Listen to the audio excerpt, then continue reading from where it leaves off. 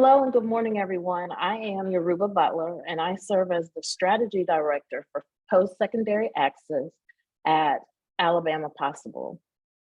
I am the moderator for this session. Thank you so much for joining us with this breakout session. As you know, the partner or the breakout session with partnership, the title is Partnerships, the Key to Implementing Pre-College Initiatives on a Shoestring Budget.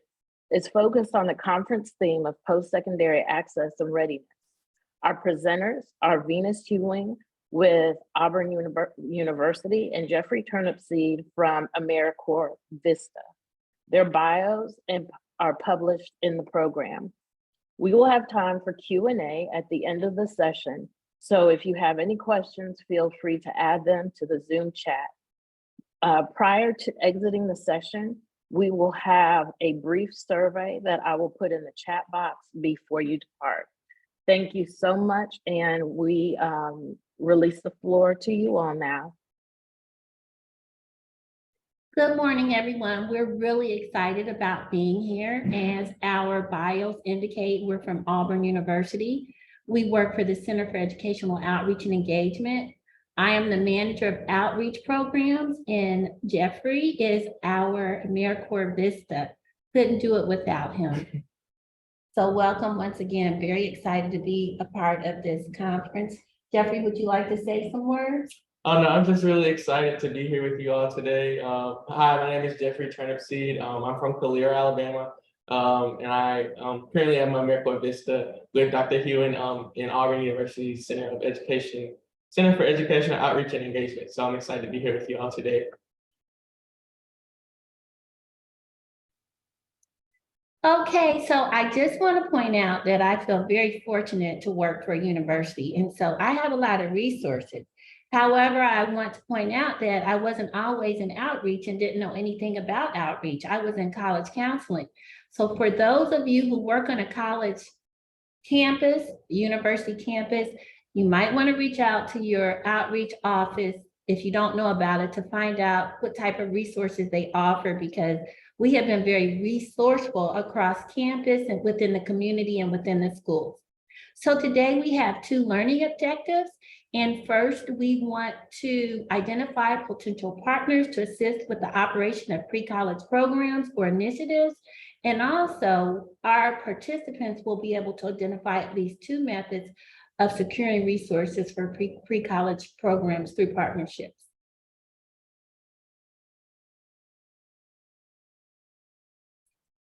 Okay, so when we think about pre-college initiatives, we think about, students who are particularly from historically underrepresented backgrounds with the academic, social, emotional, and critical thinking skills that will prepare them for college and beyond.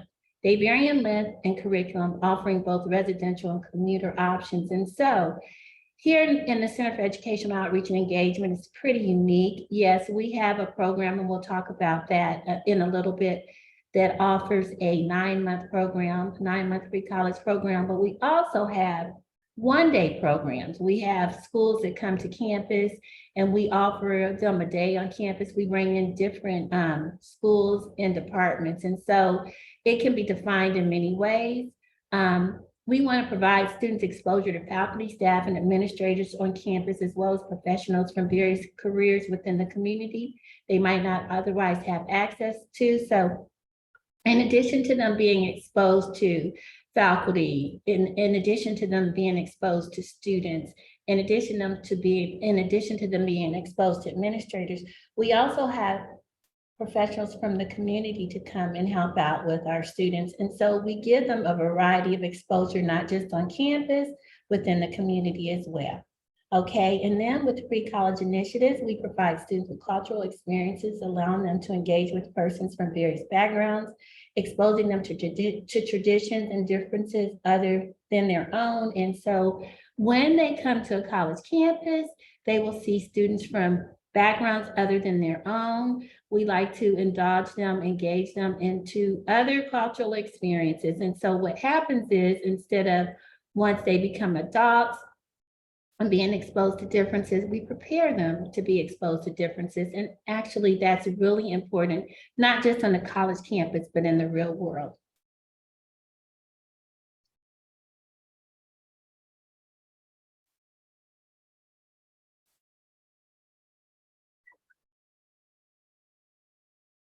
Okay, so we're gonna go over some brief types of pre-college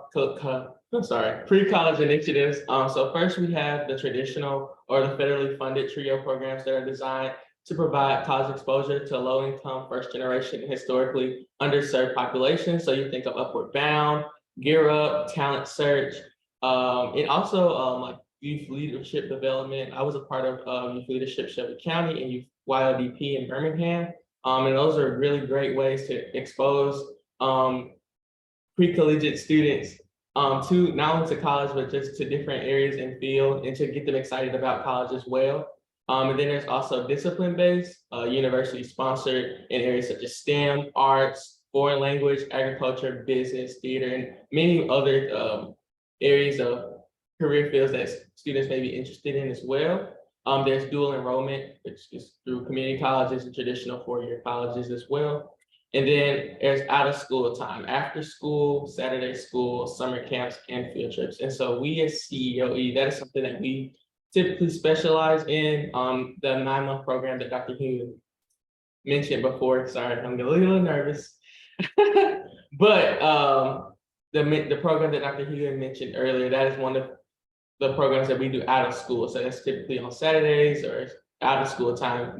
We try to eliminate keeping our students out of interfering with instruction time as well. So that's always a big challenge. And then also our students are often athletes or a part of other organizations. So out of school time, that is something that we do a lot of.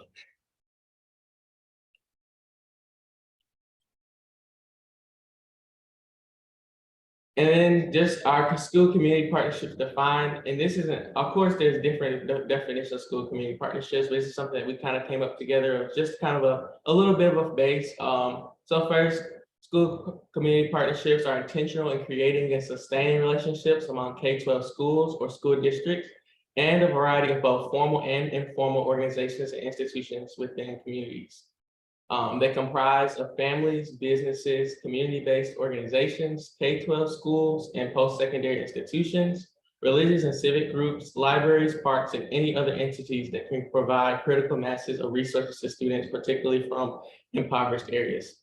So with that, with my time of being a visitor here at Auburn University, through outreach, one thing that is often talked about a lot is that you can measure impact across the surface of how many people that you have kind of met or how many students that were involved and how many people attended events, but you can never really measure the depth of impact. So with that, you never know who within your community may have something that your students may need that could help propel them forward into their postgraduate of high school and into their next career or anything else of that nature. And a lot of these like businesses, community-based organizations, K-12 schools, we often have that common goal of helping our students and helping them get to where they want to be. So you just never know. That's something I always think about during my time as a Vista here. It's just that really stuck with me is you can never measure the depth of impact.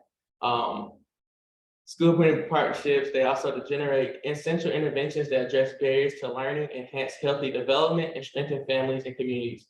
This part I feel is really important because this is how you know what you need to do as far as programming and also helping you understanding what barriers that your students or your families may be facing to help strengthen and help being a better service to your families and communities in your area. They work hard hand in hand to pursue common goals, and then community partnerships provide networking opportunities for educational and religious institutions, business, and other organizations within communities.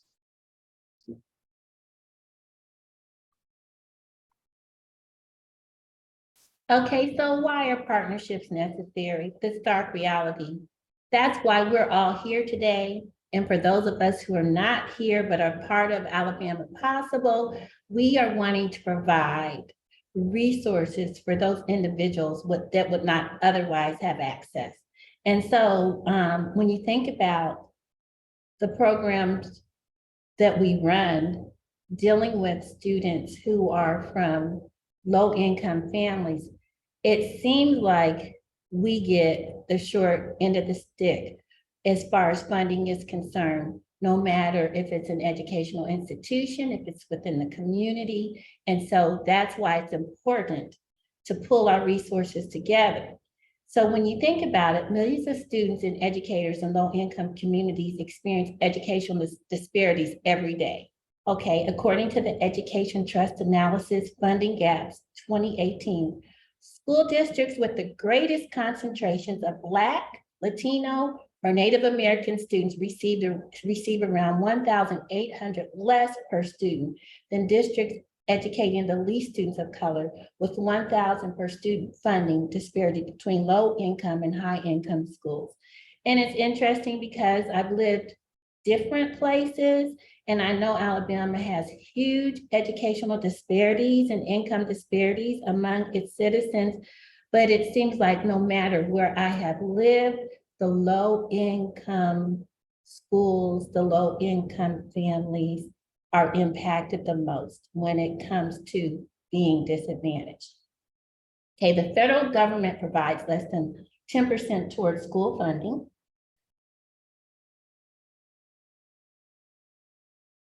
Okay, so of course, districts create funding gaps between wealthy and poor areas because of the property tax situation. Of course, students who live in high income areas versus low income areas, okay, citizens are able to put more into their school districts. Districts comprising high income students raise more funding and property taxes in comparison to high poverty districts. And predominantly white districts are typically smaller, yet still receive 23 billion more than districts that predominantly comprise students of color, resulting from the tendency to draw district lines around small affluent islands of well-funded schools within larger poor communities that serve mostly students of color. So partnerships are essential in providing resources and opportunities that will level the playing fields for low-income students. And that's what we're doing on a daily basis, those of us who are involved with Alabama Possible.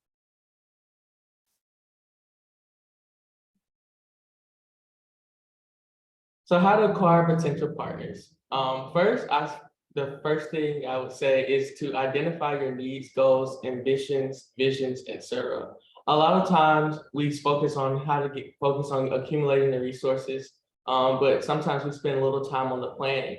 So I believe that identifying those needs, goals, ambitions, visions, anything that you may want to do, that helps you be able to align with what kind of partnership that you are needing, what kind of resources that you're looking for, whether that be supplies that people in the community can provide to you, whether that be volunteers from the community, whether that be tutoring, anything of those needs. I think identifying those needs and goals will help allow you to create that plan for partnerships and helping you having a better strength of promoting yourself, as well as being able to provide more details as well to partners when you're looking for partnerships.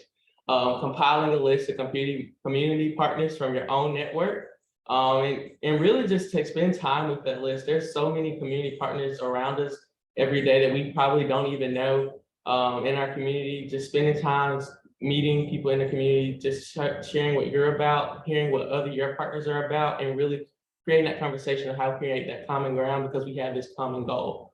Utilize Chamber of Commerce or community resource guides or community leaders.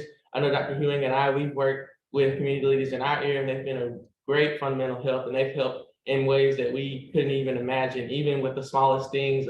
I think for an event we needed magazines, and one of our community leaders, they provided magazines and poster boards that we were doing for a program for our students to make vision boards. And it was just really crazy. It was really impactful because we were trying to figure out how we're going to get these magazines and different things of that nature, and they literally just came and said, we got it for you, don't worry about it. Align curriculum and projects with expertise of community partners. So that's where,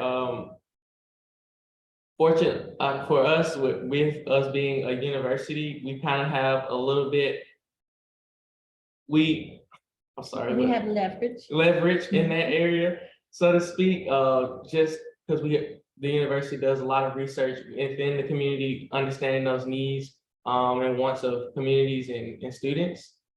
make the ask, send a letter or email with clear and precise details. And that kind of goes back to the first identifying your needs, goals, and ambitions. But the more you have those, the more details you can provide, the better it creates for partnerships. It creates better opportunities to create better events because you have everything that's well organized and precise. Information sharing, face-to-face or social media.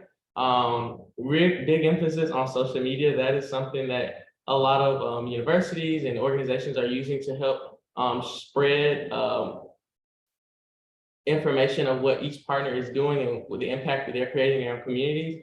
And oftentimes in the world is kind of very busy, but with social media, you can still show support in those areas because everyone has their own network pool. And by doing those things, you can allow your people in your network to learn about other people with your partnerships, and also not with your partnerships, but also just learning about what other partners are doing and things that may be of interest to youth in the community that can provide more opportunities for our youth. Local businesses, a lot of our local businesses are more than excited to help with our youth and community, especially with pre-collegiate initiatives. So don't be afraid to reach out to local businesses because they will definitely help with that. And then agencies. So like social service. So like social services and things for families. and families. So we wanted to talk to you today about CEOE partnerships, and we have done a lot on a limited budget. And I want to start with, even though we have young professionals in training, top at the list, I'll let Jeffrey talk about that because we're really proud about that program. But during the pandemic, I am a grandmother of 2, and I saw how difficult it was for my grandchildren and other children who were at home, who were isolated, and it was just a very, very, it was a sad situation for all of us, but especially for our young people. And so what I came up with, and I do appreciate the university for backing me because we were still in the pandemic. We had to wear masks, we had to get permission, we had to have our students not our students, but our parents to sign a waiver form. But I just felt compelled to do something because I saw how my grandchildren were just suffering with isolation. And so I was given permission to create a Saturday school. And so we were able to have sessions on, different parts of the campus. On this particular day, this was like giving students a global experience. So once again, didn't have a lot of money. So I partnered with my church, and they were able to provide money for food and other, promotional items. We did this for 6 months. I'm sorry, for 6 weeks. This was a 6-week program. Well, interestingly enough, because we're talking about, measurable goals, we were looking at, well, how has this impacted our students academically? Because we didn't just have like an information session, but we also work with students in terms of tutoring, and found out that a lot of them did not need tutoring. But when it came to a social impact, it was great. And it's so funny, was like students were wanting that socialization, begging for it, because we had this during the Easter break. And I gave the families, and I'm saying families because parents were involved in this process as well, an option for them not to come that Saturday before Easter. And surprisingly, everyone showed up because they were just needing that social stimulation. And so I was very proud of that program. In the 6 weeks that we did it every Saturday. we only had, in terms of attendance, we had perfect attendance with the exception to one young man, and he had to leave town for an emergency situation. And so I was really happy to be able to create that program. And this Saturday school, and Jeffrey will talk about it, a lot of the students from the Saturday school became a part of Young Professionals in Training. And even though I was working with families from our own backyard here in Auburn University, interestingly enough, several of the students had never laid foot on the college campus. And so we recruit from across the country and across the world. But what I found out from this particular program, we need to work more with students and families within our own backyard. The next initiative, Creative Explorations, was an initiative first implemented through Center for Educational Outreach and Engagement and the library.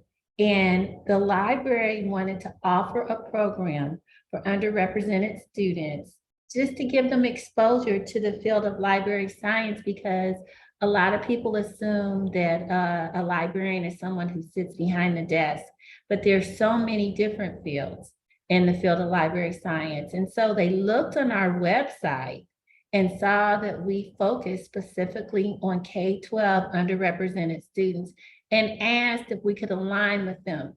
And so Jeffrey talked about social media. And so our website brought us together.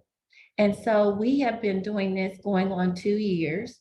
We do this once a semester, and we have found other collaborators. Okay, so on this particular day, students learned about Adobe, and they received an Adobe certificate. Also, during another creative exploration session, we worked with the Department of Nursing, and they really liked that. We also worked with someone in our recreation department, and the students looked like they were really having a good time doing yoga, but a lot of them hated being under the sun. But once again, bringing together different resources. One of the things that I do want to say, a lot of these schools did not have funding or don't have funding for transportation. And so we provide funding for transportation. We provide them an experience they would not otherwise have. And so because of these programs, or this program that we have created, we get phone calls all of the time, seeing if they can bring, if school districts can bring groups of students to campus to experience college for a day, which leads to other opportunities. So Young Professionals in Training, so that is a program that we have. It's for students from the 5th through the 12th grade, and we provide them on the 3rd Saturday of each month a different professional development experience.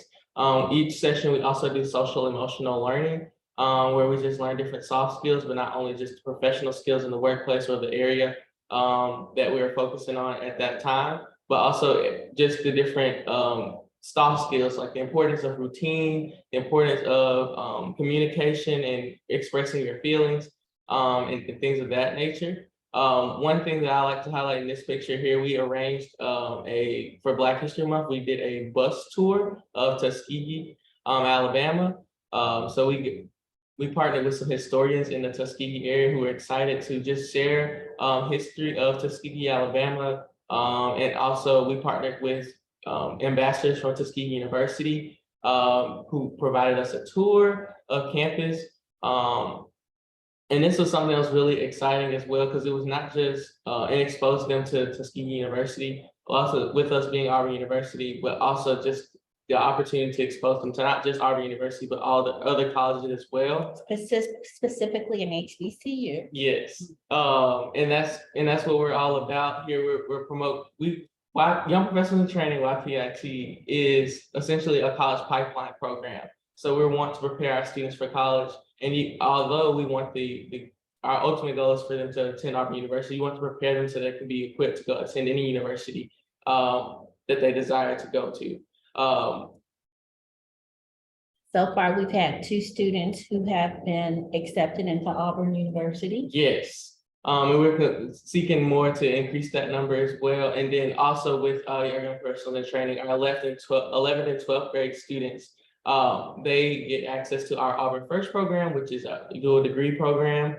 And once they complete the program, they'll be fully accepted into Auburn without a formal application. Right. Formal application process. And which is really great for our students, because they are typically from underserved areas. And so they will have kind of first access when it comes to scholarships and things of that nature. We focus a lot on academic tutoring. I know next year we'll focus a lot on ACT prep and college applications as well. So just really making sure that every step that they take towards their career, that we can help in whatever area that we can. Another partnership we have is our Student Ambassadors program.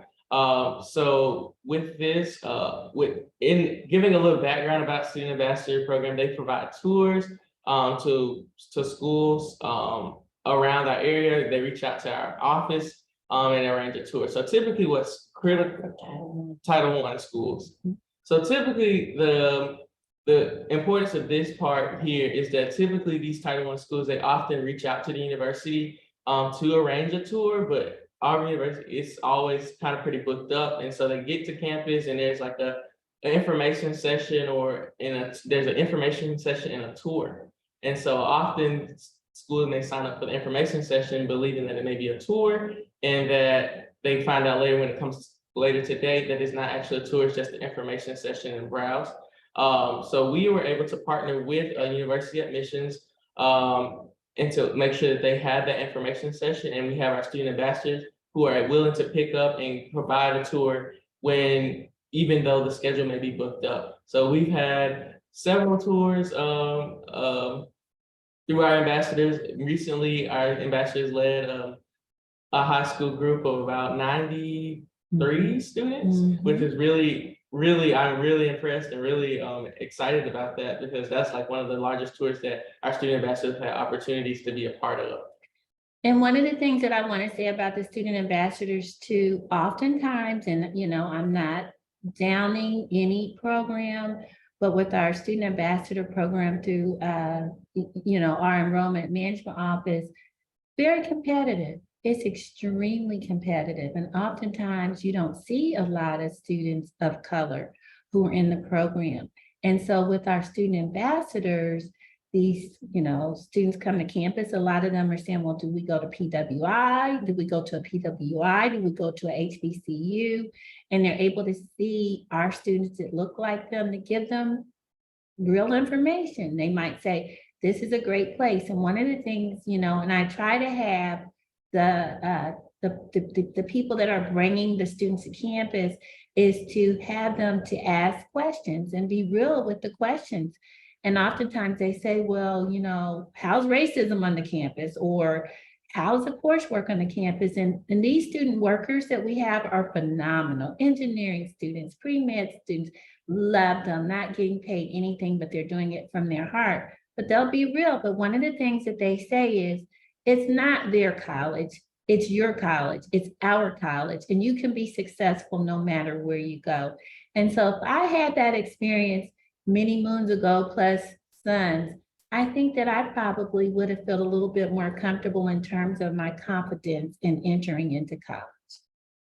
Absolutely. And I would say, from looking back on my, when I was looking to tour schools, a lot of times, especially from being a first generation college student, a lot of times it isn't really the facts about the university that really, get me excited to go to university. It's really just that feeling of belonging and that feeling of, can I be successful here? And that's something that our ambassadors really focus on. And like Dr. Hewitt said, this is your college, this is our college. They really focus and emphasize that. And a lot of our students feel a lot better, because coming onto Auburn campus, a lot of students feel like, oh, this is really big. I'm not from, this is not normal for me. I feel overwhelmed, but having that conversation with our ambassadors, they feel a lot more relieved and better equipped and excited to come to Auburn or to explore schools like Auburn. Yeah, and so I just want to say a couple more things until we go to human resources that come from partnerships with our Saturday school. And you talk about collaboration and partnerships. Alabama Possible, ACAN is just a tremendous resource.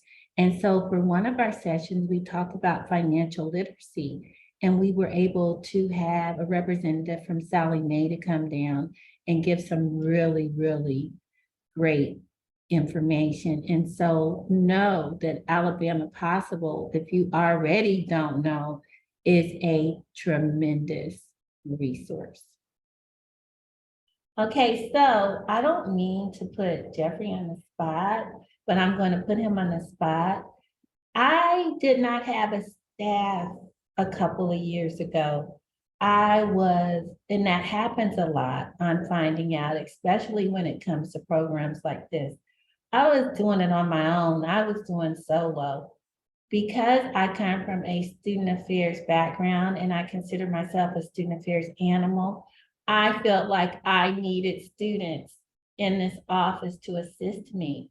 Because I didn't have a budget, I was able to reach out to the Alabama, or they came to me, Alabama State Employment Office came to me because they had a grant offering a salary to a high school student or a college student for the summer. And so a big part of Young Professionals in Training, in addition to offering tutoring, we have phenomenal mentors. And one of our lead mentors by the name of Jalen Sanders, who was doing this strictly from his heart, a huge student leader on campus, everybody knows Jalen, I was able to offer him employment through Alabama State Employment Services. I wouldn't have been able to do that. He was able to work over the summer, and then my employer, Auburn University Outreach, was able to give him additional funding to continue throughout the program. Last summer, Jalen found out, hey, Dr. Hewen, we do a lot in this program because not only were we focusing on young professionals in training, but we were focusing on so many other pre-college initiatives. And so we were able to get a phenomenal AmeriCorps Vista student who is also a student here getting ready to, continue his education. He had to take some time off. And it has been a true blessing having these two phenomenal individuals. And so if you ever find yourself short, and we are all working overtime, double overtime, trying to do it all, and it's impossible to do it all. And I will tell you, since I've had these two individuals in my life has gotten much better. But you can reach out to other areas. Think about AmeriCorps Vista. Go to your local employment services office. They might have a grant. This was the WIOA grant that I was able to utilize for Jalen. And so we couldn't do any of this without partnering with other people. And as I indicated, and I always emphasize, I don't know why it is when we serve those individuals who are less fortunate that we don't have a lot of money to work with. We don't have a lot of resources to work with, but we make it work. We make it work, and we provide so many opportunities for students who would not otherwise have access. Absolutely, and I would say too, as my experience of being AmeriCorps Vista, I had never even heard of AmeriCorps Vista, if I'm being quite honest, or AmeriCorps in general. And so when I was offered the opportunity to learn more about it and to become a Vista, I honestly have like this feeling of, wow, I wish, a lot of students knew about this opportunity. Like, I wish there was more opportunities for that. And even with that, like, I know a university here, they're even offering summer opportunities. And so even with that, that's just a really great opportunity. You get so much experience within the workforce. You're learning so many things. I've learned so much so far of being a Vista. I started back in October. And it's just really something that's I'm really extremely grateful for. Thank you, Dr. Hewen. I just had to put you on the spot.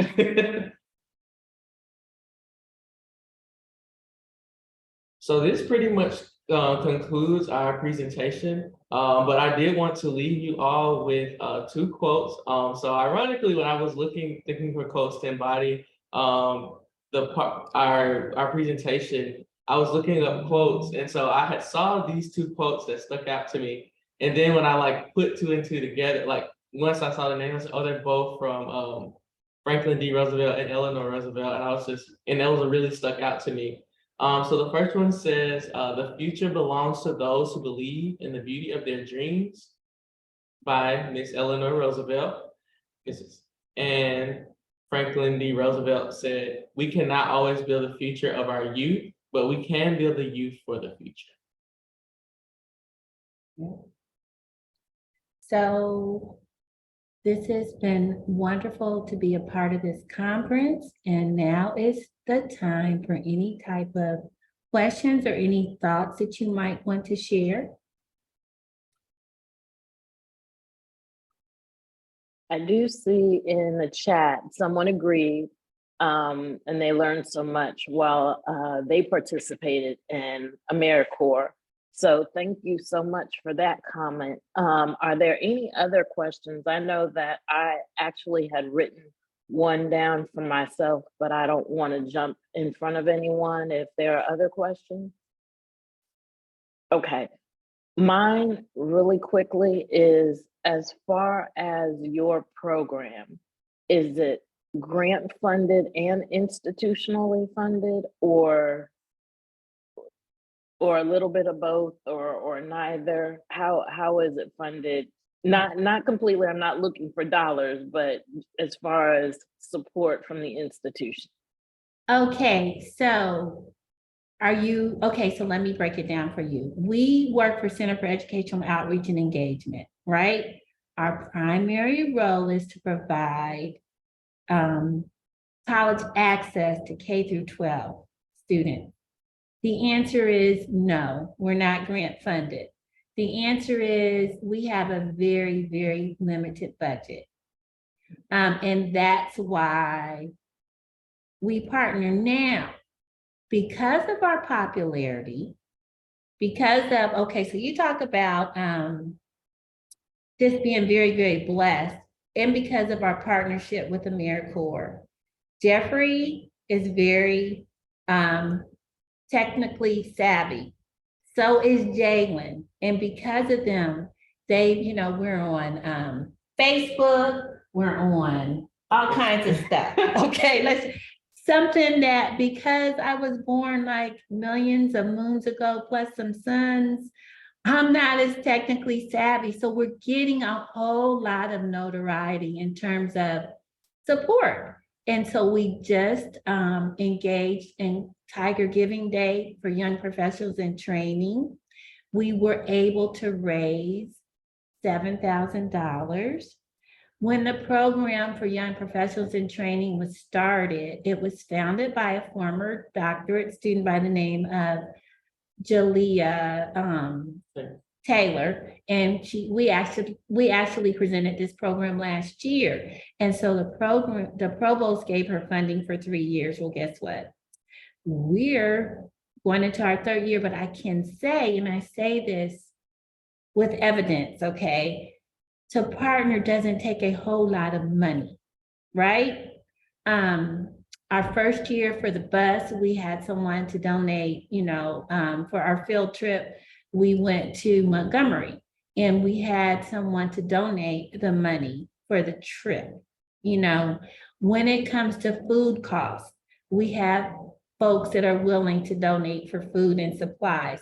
The wonderful thing living on campus, we have so many people who have provided us with in-kind services. And so for those professionals who are just starting, I want you to not get frustrated because we're doing great work, but reach out to your local colleges or, institutions of higher education if you're not on a college campus. Also reach out, if you are on a college campus, to those individuals who are in different schools. A lot of times with faculty, they need to do research. for our young professionals in training, and this is a phenomenal experience for them, but also a great experience for one of our faculty members. He wrote a grant. He works in the biosciences area. He has given our students the opportunity to do research for the next 5 years, where they would be provided with stipends as well. And so that's why I say partnerships are key. And unfortunately, if you're not in a grant-funded program, you have to hustle. No, we have to hustle, but that's what we do for our kids. And I don't mean to say kids, our young people, our students, and it pays off. And in the, when it comes to Jeffrey and Jalen, just exposing them, well, listen, they were already exposed to leadership opportunities anyway, but just to be able to be a part of what we do is a great opportunity for them as well. Well, thank you so much, Dr. Hewing and Mr. Turnipseed. I really appreciate all of your time and effort that you all put into your presentation. For our participants, I do want to let you know I shared a link for a very brief survey. If you would do me a favor and fill that out. But if there are no other questions, that would conclude this session, and we will be taking a break. So our next session will begin at 12:10. So thank you so much. You all enjoy the rest of the conference, and I appreciate your time. Thank you.